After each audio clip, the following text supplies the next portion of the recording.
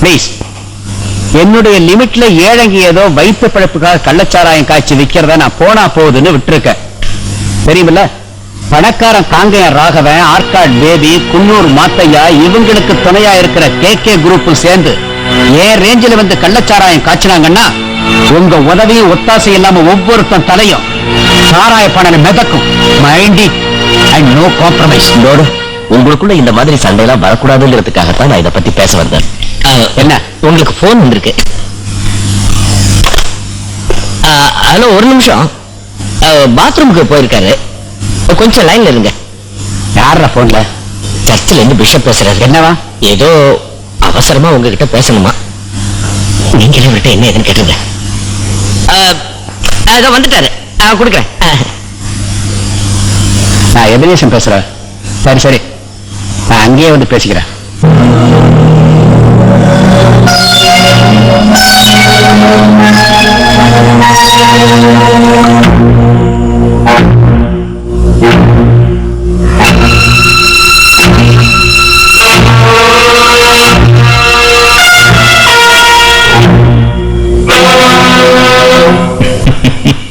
சமுதாயத்துல யாரா இருந்தாலும் நினைக்கலாம், ஒரு பிஷப்புக்கு சாராய ஏலத்துல என்ன சம்பந்தம்? அப்படித்தானே பாப்பையா? அது வந்து ஃபாதர் எப்படின்னா, உண்மையிலேயே சொல்ல போனா இந்த ஒயின் ஷாப் கான்ட்ராக்ட்ல இருக்கிற நிறைய பேரு நம்ம சர்ச்சுக்கும் வரவங்க தான் இல்லையா மாத்தையா? ஆமாங்க. இங்க இருக்கிற நீங்க எல்லாரும் சர்ச்சுக்கு வரதுனாலதான் நான் இதை பத்தி பேச வேண்டிய அவசியம் வந்திருக்கு. இதுல உனக்கு ஒண்ணு ஆட்சேபணம் இல்லையா அல்போன்ஸ்? அப்பாவே சம்மதிக்கும் போது சாண்டி எப்படி? அண்ணனோட அபிப்பிராயம் தானே உனக்கும்? ஆமாங்க. அப்போ உங்க எல்லாருக்கும் பொதுவானா இத பத்தி பேசலாம்ல? பேசலாமே.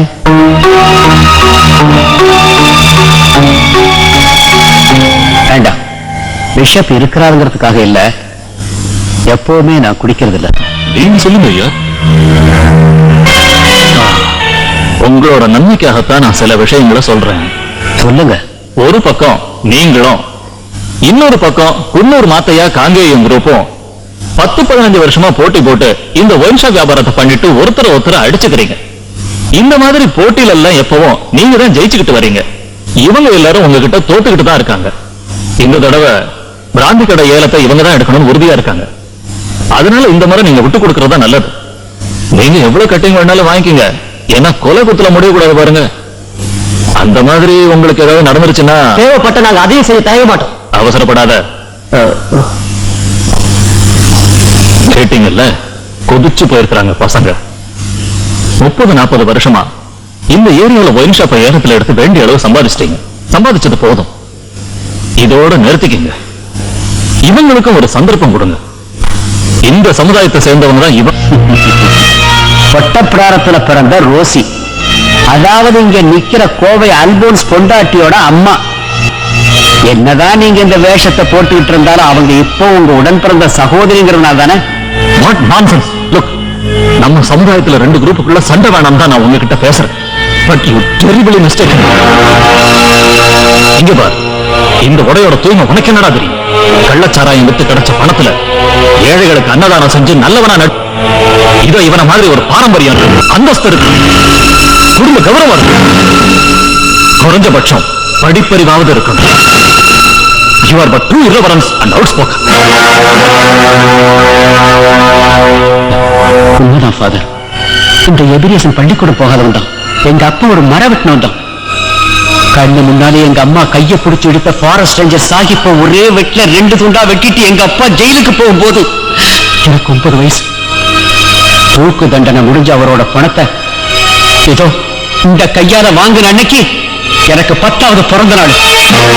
பண ஓலை பாயில பணத்தை கட்டி 3ஆம் நாள் கல்லறைக்கு எங்க அப்பாவை நான் கொண்டு வரும்போது எங்க அப்பனோட மூக்கிலையும் வாயிலையும் புழு நெழிஞ்சுக்கிட்டு இருந்த காட்சி இன்னும் என் கண் முன்னாடி நிக்குது. அன்னைக்கு உங்க மாதிரி ஒரு பாதிரியார் மூக்க பிடிச்சுக்கிட்டு அழுகின பணத்தை கொண்டு வந்திருக்கேன்னு என்ன அவமானப்படுத்திட்டு திரும்பி கூட பார்க்க போயிட்டார். அந்நிய நாட்டில இருந்து வர்ற காசை வச்சு கும்மாளம் போட்டு ஜல்சா பண்ணிக்கிட்டு ஏசியிலையும் பென்ஸ் கார்லயும் வாழ்க்கை நடத்துறவங்க போடுற இந்த மாதிரி அங்கி மேல அன்னைக்கு எனக்கு மரியாதை போயிடுச்சு. என்னை கேவலப்படுத்த இப்ப இங்கிலீஷ்ல ஏதோ சொன்னீங்கல்ல, என்னடா அது? தலையாட்டினல அது வந்து இது இரவரன்ஸ். மரியாதை குறைவு. சரிதான ஃபாதர்?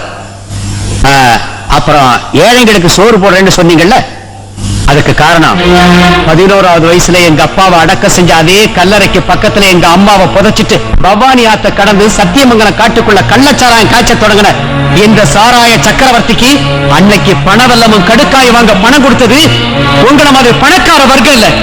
தெருவில் அனாதையா தெரிஞ்சுக்கிட்டு இருந்த ஒரு பாட்டி, அது ஒரு பிச்சைக்காரி.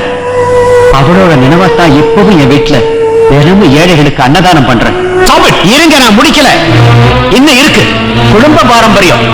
நீங்க சொன்னீங்களே ஃபாதர், எங்க அப்பா அந்த சாஹிப்பை கொலை செய்யறதுக்கு கொஞ்ச நாளைக்கு முன்னாடி இதோ இங்க நிக்கிறானே நன்றி கெட்டவன் குன்னூர் மாத்தையா, இவனை பெத்த அப்பனுக்கும் அம்மாவுக்கும் ரேஞ்சர் சாஹிப்போட பங்களால தான் வேலை.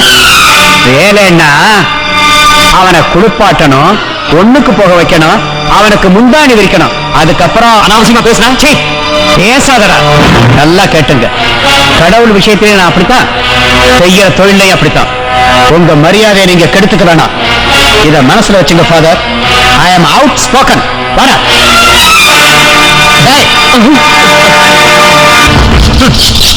இவங்கிட்ட காம்ப்ரமைஸ் எல்லாம் ஒத்து வராது ஃபாதர். காங்கேயம் ராகவனம் தேவியும் நாளைக்கு பெங்களூர்ல இருந்து வராங்க. அதுக்கப்புறம் தான் இருக்கு. நீங்க நடக்க போறத பாருங்க. எம்எல்ஏ எங்க இருக்கானே தெரியலையே. சட்டசபைக்கும் போக மாட்டான்.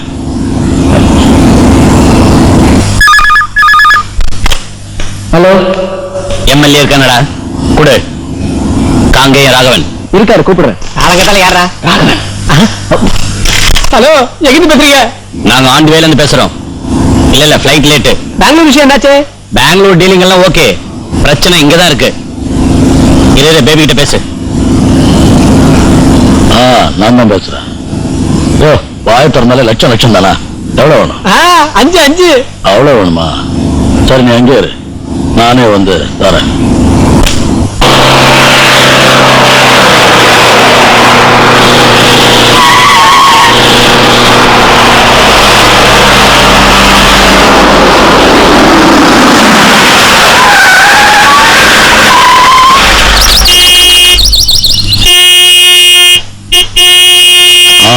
போலீஸா?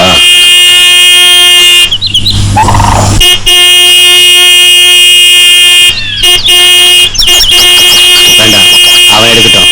என்ன வண்டி எடுறா. ஆஹா, அட்ராஹர்னா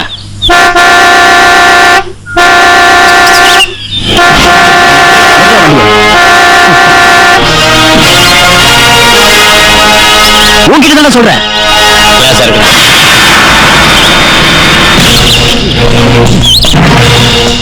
ஏய், இறங்குடா.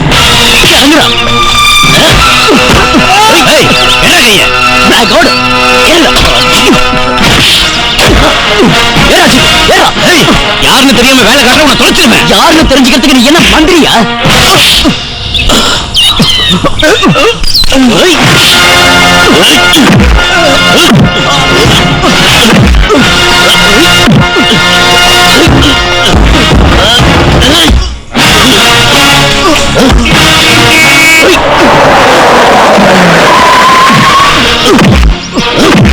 போலீஸ் அடிக்கிறியா?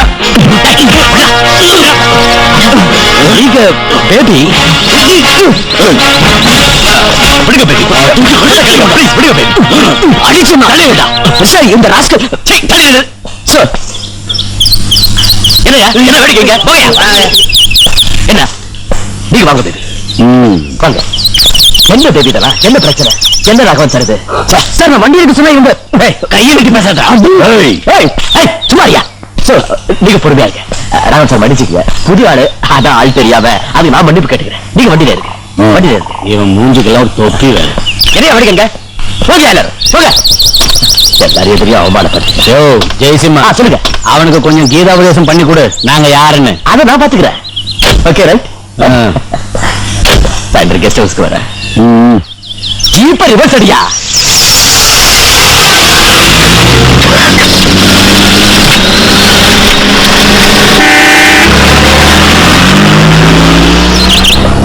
அவங்க யாரும் தெரியுமாயா உனக்கு? தெரியாது சார்.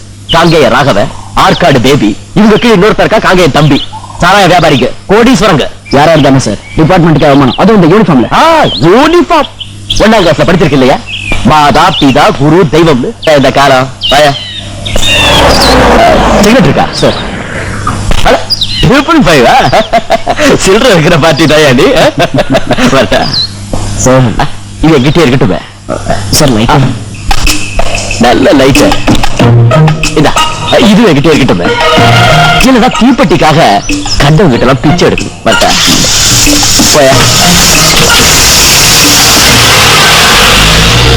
ஐயா, இப்படி ஒரு கேடு கட்ட போலீஸ். ஜீப்பை கொண்டு வாடா.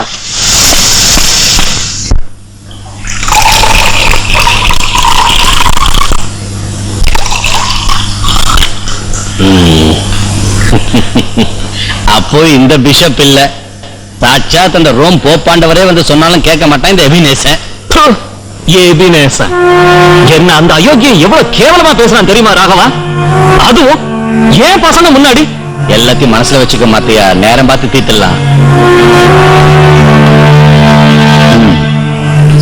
உங்க மாமாவை பத்தி நீ என்ன சொல்ற? அதான் நான் முன்னாடியே சொன்னேன் பேபி. போன தடவை ஒயின் ஷாப் ஏலத்துல நீங்க பண்ண தப்புக்கெல்லாம் மன்னிப்பு கேட்டீங்களேன்னு உங்களுக்காக ஈரோடு திருப்பூர் இந்த ஏரியாவெல்லாம் விட்டு கொடுத்த தங்கமான மனுஷன் எங்க மாமா. பதிலுக்கு நீங்க என்ன பண்ணீங்க? நல்லா முழங்க அரைச்சீங்க. கடைசியில ஏழு அமௌண்ட் பேலன்ஸ் எங்கன்னு அவரு கேட்டப்போ இந்த எம்எல்ஏ என்ன பண்ணாரு? வேட்டி அப்படி தூக்கி பிடிச்சிட்டு சட்டசபையில இருந்து வெளியில போற மாதிரி போனாரு. வேட்டி கீழே இருக்கிற இல்ல சொல்றேன், சொன்னா போதும், அதுக்கு ஏன் காட்டுற? அவர் ஒருத்தர் உங்க எல்லாருக்கும் அவரு உபகாரம் பண்ணாரு. அந்த விசுவாசம் இல்லாம நீங்க துரோகம் பண்ணி 1.5 கோடி ரூபாய் ஈஸியா சம்பாதிச்சிட்டீங்க. 1.5 கோடி? ஏன்டா அந்த 1.5 கோடியில அவனுக்கு சொந்தக்காரனா இருக்கிற நீயும் இந்த எம்எல்ஏ சதாசிவமும் சேர்ந்து எவ்வளவு பணத்தை கொள்ளையடிச்சிருப்பீங்க? அதெல்லாம் மறந்துட்டீங்களா? அதை விடுங்க, அதெல்லாம் முடியாது. 11 22 லட்சம் மீதியை தான் நாங்க பங்கு போட்டுட்டோம். நிறுத்துங்கடா. நீ சொல்லு பேபி, இந்த தடவையும் தலையை குனிஞ்சி அந்த கேட்டு சிங்க எபினேசன் முன்னாடி நம்ம தன்மானத்தை ஒட்டு மொத்தமா அடகு வைக்கலாமா, இல்ல நடக்கிறது நடக்கட்டும்னு எதிர்த்து நிக்கலாமா? என்ன செய்யணுங்கிறத நீ சொல்லு பேபி. பேபி ஒரு வார்த்தை சொன்னா போதும். கொள்றதா இருந்தாலும் சாவறதா இருந்தாலும் சரி, எல்லாத்துக்கும் கூட நாங்க இருப்போம். அவசரப்படாது. நம்ம அமைச்சர் பாலகிருஷ்ணன் நாளைக்கு இங்க வர, அவர்கிட்ட ஒரு பேச்சுவார்த்தை நடத்திட்டு அதுக்கப்புறமா கொல்லணுமா இல்ல சாகணுமான்னு முடிவு பண்ண. நீ பயப்படாத பாப்பையா. உன் மாமா எபினேசன் உன் மேல அதிகமான நம்பிக்கை வச்சிருக்காரு, அதை கெடுத்துக்காத. இத பார் பாப்பையா, நீ 2 குதிரையிலையும் காலை வச்சுக்கிட்டு ஜாலியா சவாரி பண்ணு, நடுவுல கிழிஞ்சு போகாம நாங்க பாத்துக்கிறோம். ஹலோ, இல்ல தம்பி பேசுறேன். ஓகே ஓகே, மினிஸ்டர் வந்துட்டாரா? Program confirmed. ராகவா, இந்த மதுக்கடை பிசினஸ்ல கோடிக்கணக்கான பணத்தை சம்பாதிக்க வைக்க என்னால முடியும். ஆனா விஷயம் வெளியில தெரிஞ்சா அப்புறம் எனக்கு தனி நீதிமன்றம் தான். கோட்டைக்கு பதிலா கோர்ட்டு தான். அதனால எபினேஷனோட நேரடியா மோதுறத நினைச்சா. ஹலோ, ஒரு காலத்துல எதிர்கட்சி சீட்ல உட்கார்ந்துகிட்டு சரங்கு பிடிச்ச கையை சொரிஞ்சுக்கிட்டு குரங்கு மாதிரி மூக்குல மோந்து பாத்துக்கிட்டு இருந்தீங்களா, அதை நீங்க மறந்துடக்கூடாது. அன்னைக்கு புதிய சூட்கேஸ் கலாச்சாரத்தை உண்டாக்கி உங்களை இந்த அளவுக்கு உயர்த்தி உட்கார வச்சதே எங்களை மாதிரி ஒயின் ஷாப் பிசினஸ்காரங்க தான். அதை மறந்துடாதீங்க. யோ, அதை நான் மறக்கலையா. மறந்தாலும் இல்லைனாலும் இன்னைக்கு கோயம்புத்தூர்ல இருந்து கோயம்பேடு வரைக்கும் நீ பினாமில் எடுத்திருக்க. தென் மாவட்டத்துல எபினேசன் உங்களுக்கு கஷ்ட காலத்துல பொட்டி கொடுத்து கை தூக்கி விட்ட நாங்க மட்டும் நடு தெருவுல இடுப்புல துண்டோட சிங்கி அடிச்சுக்கிட்டு இருக்கோம். நான் இப்ப உங்களுக்கு என்னையா செய்யணும் சொல்லு பேபி. ஒன்னு என்போர்ஸ்மெண்ட், இல்லைன்னா இன்கம் டாக்ஸ் ரைட், அதுவும் இல்லைன்னா கலால் டிவிஷன் ரைட். ஏதாவது ஒரு வழியில அந்த எபினேசன் விட்ட ரைடு பண்ணி ஏலம் நடக்க விடாம நாம தடுக்கணும். ஏலத்துக்கு வராம இருக்கணும்னா எல்லா ப்ராப்பர்ட்டியும் சீஸ் பண்ணணும், பேங்க் பேலன்ஸையும் ஃப்ரீஸ் பண்ணணும். இது எதுவும் முடியலன்னா ஹவுஸ் அரெஸ்ட் ஆகுது பண்ணணும். முடியும் உங்களால?